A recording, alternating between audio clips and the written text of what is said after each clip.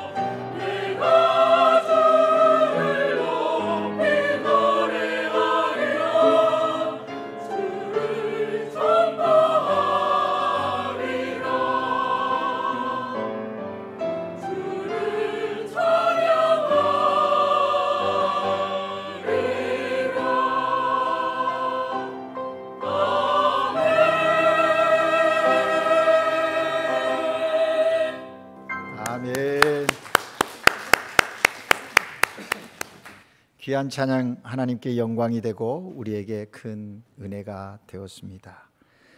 여러분 옆에 분과 함께 인사 나누기를 원합니다. 좀 어색할 수 있지만 좀 한번 해보시기 바랍니다. 당신에게서 예수님이 느껴집니다. 이렇게 인사를 해보면 가장 착실하게 또 기쁘게 하는 자리가 있습니다. 어디일 것 같아요? 찬양대 자리를 보면 서로 참 잘해요. 근데 이런 인사를 할 때 부부나 또 이렇게 아주 가족이 함께 있으면 더 기뻐요. 그죠? 한 번 더 해볼까요? 당신에게서 예수님이 느껴집니다. 아멘. 다시 한번 옆 사람에게 말한 그분에게 이야기하죠. 그리스도인이 맞죠? 왜 웃어요? 여러분, 놀랍지 않습니까? 나는 그리스도인입니다 말하는 것도 쉽지 않은데 옆에 있는 분이, 곁에 있는 분이 당신에게서 그리스도가 느껴집니다, 예수님이 느껴집니다 라고 하는 이 말은 놀라운 축복이 아닐 수 없습니다.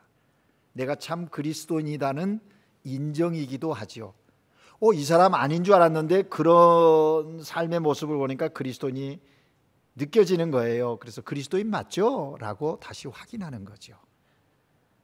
바라기는 우리들의 삶의 자리에서 늘 이런 인사를 받고 사는 하나님의 사람들, 또 그리스도인들 되시기를 바랍니다.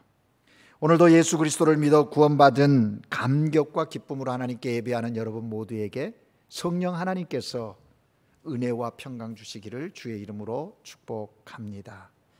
여러분, 사람이 인생을 살아가면서 삶의 흔적들이 있음이 분명합니다. 그런데 그 흔적들이 다양한 것 여러분 인정하시죠? 사람이 살아온 인생길에는 자신이 살아온 대로의 흔적이 남게 있습니다. 남게 되어 있습니다. 나는 흔적이 없는 사람입니다. 흔적을 남기지 않습니다. 정말 그럴까요? 원하든 원치 않든 삶의 순간순간 속에 어떤 사건들 속에서 이미 삶의 흔적들은 남겨지고 있다라는 것입니다. 특별히 우리 몸에 난 상처의 흔적은요, 자신의 그 상처로 인한 기억들이 또 그 시간과 상황들이 분명히 생각되어지는 흔적인 것이 분명합니다. 사고로 인한 육체의 흔적이 있습니다. 어떤 사고를 당해서 몸에 마르카가 된 흔적이 있다라는 것이죠. 그래서 그 흔적을 보면 그 사고 났던 때를 기억합니다. 왜 그 사고가 났었을까? 왜 그래야 했었지? 그때 나는 어떻게 대처했지? 기억되어지는 것이지요. 그런가 하면 사람이 성장하는 과정과 환경 속에서, 그리고 사람들과의 관계 속에서도 남는 흔적이 있습니다. 마음의 흔적들이 있습니다. 분명히 있습니다. 부모와 자녀의 관계 속에서도, 부부 관계 속에서도 마음의 흔적이 있다라는 것이죠. 여러분, 이 수많은 흔적들이 기쁨과 감동을 주는 흔적도 있지만 슬픔과 고통을 주는 흔적도 있다라는 것이죠. 여러분에게는 어떤 흔적이 더 많습니까? 내 인생의 삶에서 지워버리고 싶은 흔적들이 많습니까? 아니면 오래오래 기억하고 싶은 흔적이 많이 있나요? 우리의 인생의 삶에 어떤 흔적이 있는가 돌아볼 수 있기를 바랍니다. 오늘 저는 본문 말씀을 통해서 특별히 흔적에 대해서 하나님의 말씀을 나누려고 하는 것입니다. 육체적인 흔적, 정신적인 흔적도 있는데 영적인 신앙의 삶의 흔적도 있음을 기억하십시오. 어떤 면에서는 영적인 흔적이 우리의 마음의 흔적과 육체의 흔적을 지배하고 치유하고 온전케 할 수 있음도 기억했으면 좋겠습니다. 여러분, 이번 주에 갈라디아서를 다 읽고 묵상했습니다. 지난주에도 말씀드렸지만 갈라디아서를 기록한 바울, 갈라디아 교회는 바울이 개척한 교회인데 1차 전도 여행 때 세운 교회입니다. 갈라디아 교회 성도들이 바울을 통해서 처음으로 복음을 들은 겁니다. 예수 그리스도, 그분이 복음이라는 거예요. 복된 소식 예수 그리스도, 그 복음을 듣고 믿어 구원함에 이르렀습니다. 과거의 많은 억눌림과 얽매임 속에서 자유한 하나님의 사람들로, 하나님의 자녀들로 권세를 누리며 살게 되었더라는 것입니다. 구원의 복음의 능력을 체험한 거예요. 그래서 감격스러웠습니다. 그런데 사도 바울이 이제 2차 전도 여행을 위해서 또 갈라디아를 떠나는 거예요. 다른 선교지에 복음 증거를 위해서 떠나고 나니 그 갈라디아 교회에 문제가 발생했던 것이지요. 그 공동체 안에 있는 유대인 그리스도인, 다시 말하면 유대교를 믿다가 기독교로 개종한 그런 유대주의적 그리스도인들이 있었어요. 그들 속에서 이 공동체를 혼란케 하는 유혹의 이야기들이 나오기 시작했습니다.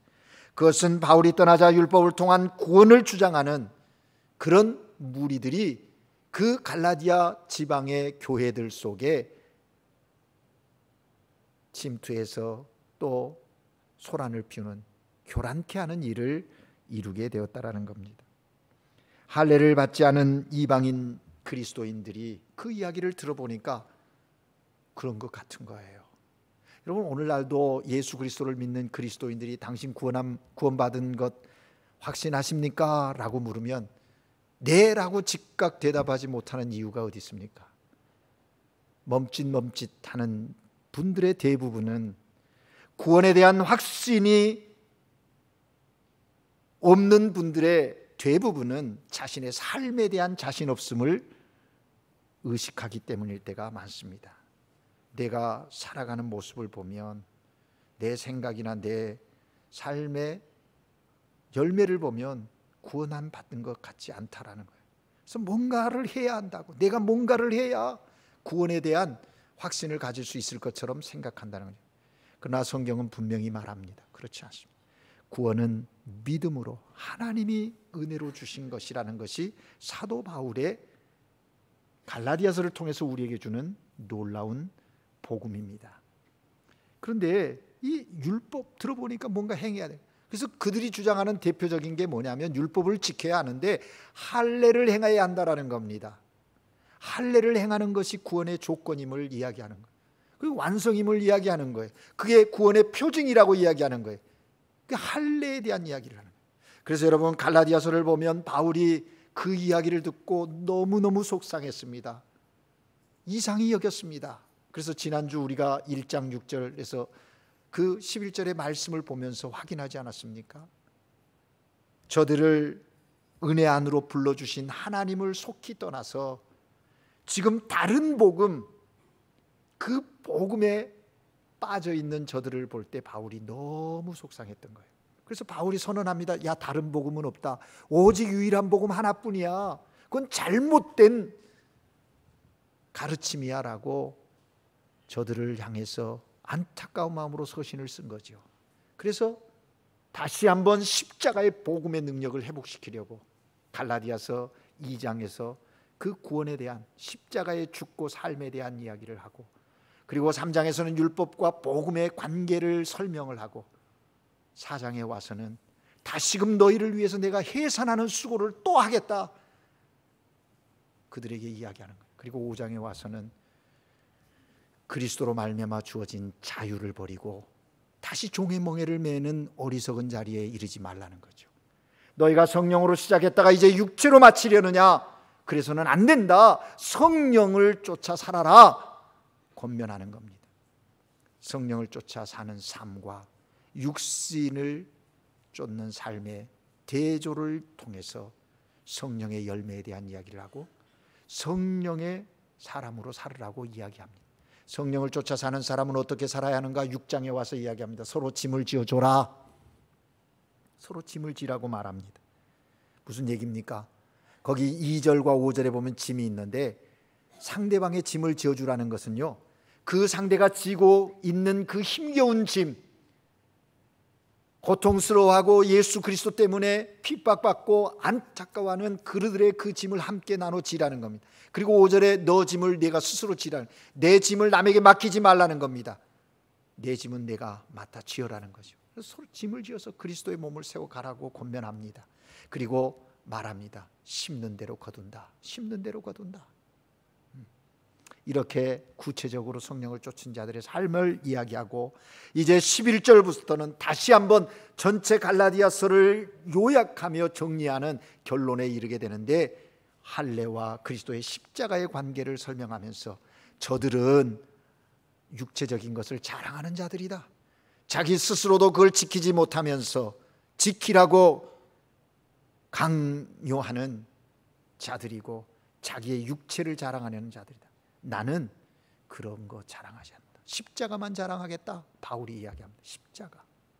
여러분, 사실 바울도요, 이 이야기를 하는 사람들과 견주어 보면 부족한 게 없습니다. 바울도 할례 받은 사람입니다. 난지 8일 만에 할례를 받은 사람이에요. 그런데도 할례를 자랑하지 않습니다. 자기의 학문을 자랑하지 않습니다. 자기의 신분을 자랑하지 않는 거예요. 그는 선언합니다. 나는 오직 예수 그리스도의 십자가만을 자랑하겠다고. 십자가만을 자랑하겠다고. 그가 선언하는 것이 14절에 나오는 것이죠. 왜냐하면 내가 세상에 대해서 그리스도와 함께 죽었고, 또 그리스도께서 나를 위하여 십자가 죽고 내가 이제 그리스도로 말미암아 살기 때문이라는 것을 분명하게 하는 것이죠. 그리고 오늘 우리가 읽은 본문에 이제 마지막 선언하는 겁니다. 이후로는 누구든지 나를 괴롭히지 말아라. 나에게 문제를 제기하지 말아라. 왜냐하면 내 몸에 예수 그리스도의 흔적이 있기 때문이다 라고 그렇게 선언하는 것입니다. 내 몸에는 예수의 흔적이 있노라. 내 몸에 예수의 흔적을 가졌노라. Mi cuerpo las marcas del Señor Jesucristo. Yo llevo en el cuerpo las cicatrices de Jesús. 그리스도의 흔적이 내 안에 있다. 내 몸에 있다라고 말합니다. 어떤 신학자는 이걸 그 사실대로 예수 그리스도의 흔적이 바울의 몸에 새겨져 있다, 새겨졌었다라고 얘기합니다. 그러나 우리는 이 본문의 말씀을 깊이 의미하면서 바울이 말한 예수의 흔적이 무엇인지, 사도 바울이 말하는 예수의 흔적은 어떤 의미인지, 오늘 우리에게 뭐라 말씀하시는지 이 본문을 깊이 묵상하면서 이 아침에 하나님께서 우리에게 들려주시는 음성을 들으려고 하는 것입니다. 먼저는 사도 바울이 말한 예수의 흔적은 예수님이 자신의 주인이시고 자신은 예수님의 종입니다 라는 의미가 담겨 있는 고백입니다. 여기 바울이 말한 흔적이라는 말은 헬라어로 스티그마라는 말입니다. 이 말은 소유를 표시하는 낙인과 같은 의미거든요. 여러분 아시죠? 소나 양 기르는 주인이 시뻘겋게 달아오른 새 도장을 가지고 소나 양의 엉덩이에 푹 찍는 거예요. 뭘요? 마크를 한다는 거죠. 마르카를 새기는 것이죠. 그건 뭐냐면 이 양은, 이 소는 내 것이다 라고 하는 내 소유를 표현하는 것이 이 스티그마라는 거예요. 또한 종과 노예의 경우에도 마찬가지였습니다. 어느 주인의 것인지를 나타내는 흔적, 그 마르카가 이 흔적, 스티그마라는 단어라는 것이죠. 성경에도 보면 출애굽기를 우리가 읽다 보면 이러한 이스라엘 백성의 생활 규범 가운데 아주 중요한 규범 하나가 나옵니다. 그건 뭐냐면 함께 생활하다가 경제적인 어려움이 있어서 빚을 졌어요. 그런데 빚을 갚지 못했을 때 그 빚 갚기 위해서 종으로 들어가는 경우가 있게 됩니다. 종이 되면 그 주인에게 6년을 섬기는 거예요. 6년 동안 종의 일을 하고 희년이 되면 7년째 되는 애는 주인은 그 종을 놔줘야 되는 겁니다. 그래서 다시 자유인으로 돌려보내는 것이죠. 그런데 만일 6년 동안 종으로 섬기던 자가 주인을 사랑해서 주인에게 말합니다. 주인님, 나는 이제 자유인이 되고 싶지 않습니다. 당연히 자유로워져야 되는데 아니라는 거예요. 내가 계속 주인의 종이 되겠습니다 라고 주인에게 자기의 원함을 이야기하면 성경의 규례에 따르면 그 종을 주인이 데리고 제사장에게 가는 거예요. 종과 함께 제사장 앞에 가서 이제 종이 제사장 앞에서 고백하는 겁니다. 나는 내 주인을 사랑함으로 여기 있기를 원합니다. 나는 주인을 떠나서 자유인이 되기를 원치 않습니다 라고 제사장 앞에서 고백을 하는 겁니다. 그러면 제사장이 그 종의 이야기를 듣고 주인이 보는 앞에서 종의 귀에 송곳으로 구멍을 뚫는 거예요. 사실 귀고리의 의미는 여기에서부터 시작된 거거든요. 많은 사람들, 여자분들, 요즘엔 남자들도 귀를 뚫고 그러는데 뭐 건강에 좋다 뭐. 그런데 사실은 이 종의 상징이거든요. 그렇게 뚫는 거예요. 그래서 나는 이제 평생 주인의 것입니다 라고 하는 그런 예식을 행하고 그가 이제 주인에 속해서 종으로서의 평생의 삶을 살아가게 된다는 거죠. 사도 바울은 바로 이 흔적, 그 스티그마라고 하는 이 흔적의 개념을 사용해서 갈라디아 교회를 혼란스럽게 한 할례주의자들에게, 그리고 복음에서 떠나 할례의 유혹에 믿음이 흔들린 갈라디아 교인들을 향해서 이야기하는 겁니다. 선언하는 겁니다. 나는 더 이상 율법에 속한 자가 아닙니다. 나는 예수께 속한 자요, 나의 주인은 예수 그리스도이며 나는 예수님의 것입니다. 그러니 나를 더 이상 괴롭게 하지 말아라. 자신의 그 형편을, 처지를 선언하면서 할례주의자들과 그 갈라디아 교인들을 향해서 도전하는 겁니다. 너희들이 받은, 당신들이 받은 복음은 바로 이런 겁니다. 그리스도의 흔적이 여러분 안에 있습니다. 그 흔적을 회복하라고 그렇게 도전하는 것이죠. 그렇습니다, 여러분. 우리도 우리의 삶의 자리에서 선언할 수 있어야 합니다. 나는 나의 주님을 사랑함으로 나는 자유인이 되지 않겠습니다. 나는 주님의 종입니다 라고 하는, 그래서 나는 평생 주님의 것임을 인정하며 삶을 살아가겠습니다 라고 하는 그런 선언이 우리의 삶의 자리에도 있어야 한다라는 것입니다. 바로 이러한 고백이 내 몸에 예수의 흔적을 가진 것입니다. 사랑하는 여러분, 여러분의 삶 속에서도 이 고백이 분명하게 선언되어지기를 원합니다. 예수님의 흔적이 내 삶에 있음이 증거되어지도록 우리는 선언해야 해요. 자기 마음으로만 인정할 것이 아니에요. 선언하고 보십시오. 그러면 여러분의 삶의 태도가 달라지고 삶의 열매들이 새롭게 느껴지는 은혜를 경험하게 될 것입니다. 사도 바울과 같이 예수님의 흔적을 가진 사람으로 삶을 살아가는 복된 은혜가 있기를 바랍니다. 두 번째, 사도 바울이 말한 예수님의 흔적은 예수님을 위해 살았던 삶의 흔적들임을 알 수 있습니다. 오늘 본문의 사도 바울이 이 흔적, 예수의 흔적이라고 했는데, 앞서 말한 흔적은 스티그마, 단수이지 않습니까? 그 원형은. 그런데 여기 갈라디아서 6장에서 말하는 예수의 흔적이라고 하는 말은 복수를 쓰고 있다라는 것입니다. 헬라어 원어에 보면 스티그마타라고 하는 복수를 써요. 무슨 얘기입니까? 자신의 몸에 예수님이 자신의 주인 되심을 보여주는 단 하나의 흔적이 아니라 여러 개의 흔적이 자기에게 있다고 지금 바울은 이야기하고 있는 것입니다.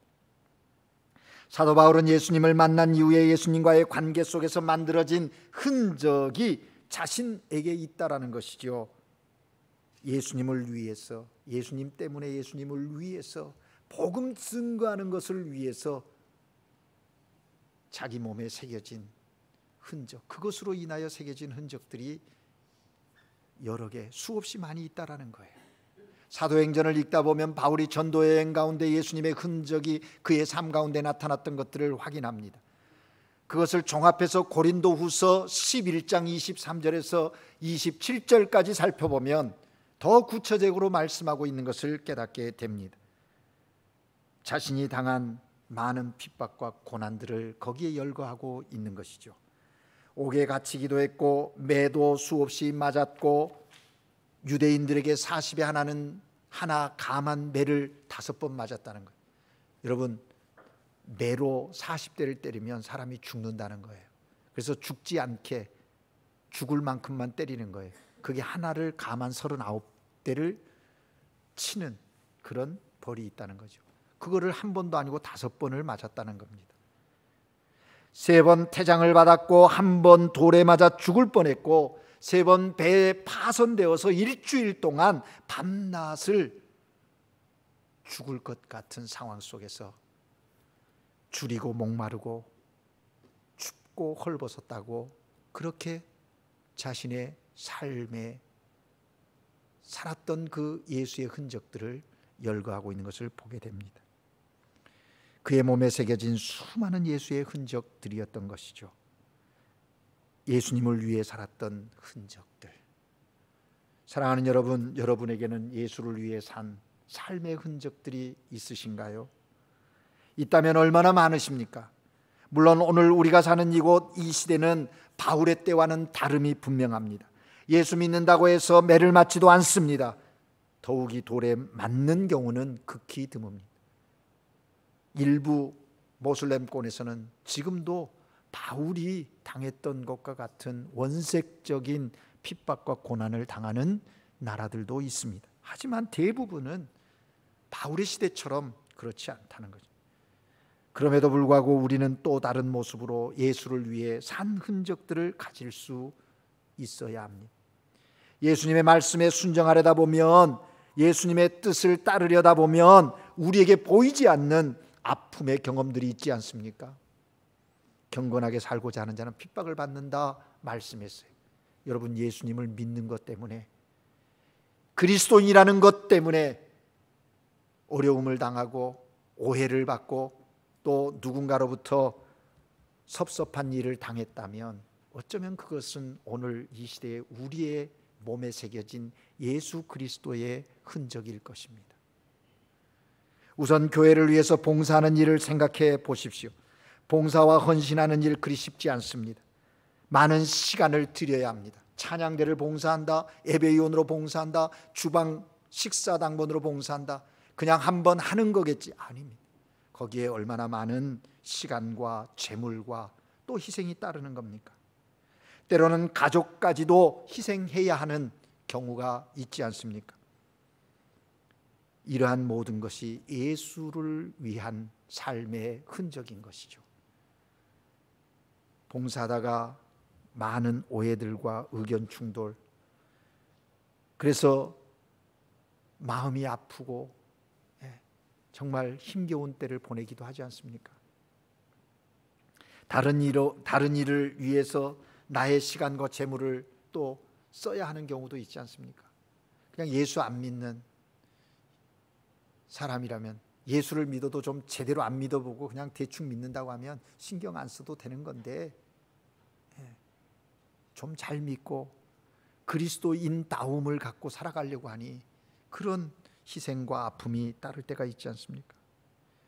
여러분, 이 모든 일은 예수님 때문에 얻은 예수님의 흔적임을 여러분 기억하고 감사하십시오. 예수님의 이름으로 핍박을 받은 흔적, 예수님의 이름으로 인하여 오해받은 흔적, 상처받은 흔적, 그것들은 부끄러움이 아니라 기쁨이요 감사요 영광스러운 흔적일 것입니다. 마지막 때에 주님 앞에 서면 주님께서 그 흔적을 보시고 우리를 품으실 겁니다. 위로하실 것입니다. 거기에 합당한 상급을 주실 것입니다. 사랑하는 여러분, 내 몸과 마음에 예수 그리스도를 위한 그리스도를 위해서 산 흔적들이 있어지는 믿음의 사람들 되시기를 주의 이름으로 부탁을 드립니다. 마지막으로 사도 바울이 말한 예수의 흔적은 우리들의 삶에 예수님의 모습을 나타내는 것을 말하게 되는 것입니다. 우리들의 삶이 어떻습니까? 우리의 삶의 자리에서 예수님의 모습으로 살아가는 것, 그렇게 사는 그리스도인이 예수의 흔적을 가진 자예요. 오늘 설교를 시작하기 전에 서로 인사 나눴죠. 당신의 모습 속에서 예수님이 느껴집니다. 무슨 얘기입니까? 당신의 삶에서 예수님의 모습이 나타나고 있네요 라고 인정해주는 격려 아니겠습니까? 오늘 하나님께 예배드리는 여러분 모두가 이런 격려, 이런 인정함을 받는 이 시대의 그리스도인들 되시기를 주의 이름으로 축복합니다. 여러분, 우리들의 생활 속에 예수님을 담는 삶의 흔적, 그것이 얼마만큼 있나요? 마음은 원하지만 삶의 현실 속에서 그렇게 살아내지 못하고 있습니까? 그래도 포기하지 마십시오. 또 다시 시작하는 거예요. 이미 하나님 앞에 고백했었는데 안 되니까 하나님, 나는 별 수 없어요. 어쩔 수 없네요. 이제 하나님, 내가 나를 포기하니 하나님도 포기하세요. 이렇게 할 겁니까? 아니죠. 다시 또 도전하는 겁니다. 주님, 긍휼히 여겨 주십시오. 그럼에도 불구하고 나로 하여금 주님의 뜻 안에서 주님처럼 온유하고 겸손함을 본받아서 그렇게 살아낼 수 있도록 성령님 도와주세요라고 기도하고, 또 그렇게 내 삶의 모습 속에 예수 그리스도의 흔적의 모습이 있도록 훈련하고 성숙해 가야 한다라는 것입니다. 여러분, 믿음의 성숙이란 뭘까요? 그것은 나 자신을 위해 사는 삶의 흔적들을 줄이고 예수 그리스도의 삶, 예수 그리스도를 위한 삶의 흔적들을 높여가는 거예요. 왜? 그것이 갈라디아에서 바울이 얘기한 그리스도와 함께 죽고 그리스도와 함께 사는 나의 모습이기 때문에 그렇다는 것이죠. 그렇습니다. 여러분, 말과 혀로만이 아니라 행동과 진실함으로 사랑하며 살고 다른 이들의 발을 섬기셨던 주님, 그 겸손과 그 온유함을 가지고 오늘을 살아낸다면 우리도 믿음의 그 구원받은 하나님의 자녀의 그리스도의 흔적이 삶에 나타나는 그런 역사를 이루어 가게 된다라는 것이죠. 주님이 친히 우리에게 보여주시지 않았습니까? 자기에게 침을 뱉고 못을 받고 창으로 옆구리를 찌르는 자들에게 끝까지 용서하여 주신 주님의 모습, 그것을 생각하면 우리의 삶의 자리에 우리의 태도와 우리의 삶의 방법들이 많이 달라지게 된다는 것이죠. 이것이 예수님의 흔적을 지닌 사람들의 삶의 모습인 것입니다. 오늘 하나님께 예배드리는 우리 모두가 이러한 삶을 살 수 있기를, 그렇게 살아갈 수 있도록 성령께서 여러분에게 은혜 주시기를 주님의 이름으로 축복합니다. 이제 말씀을 맺으려고 합니다. 여러분의 삶의 자리엔 어떤 흔적이 있습니까?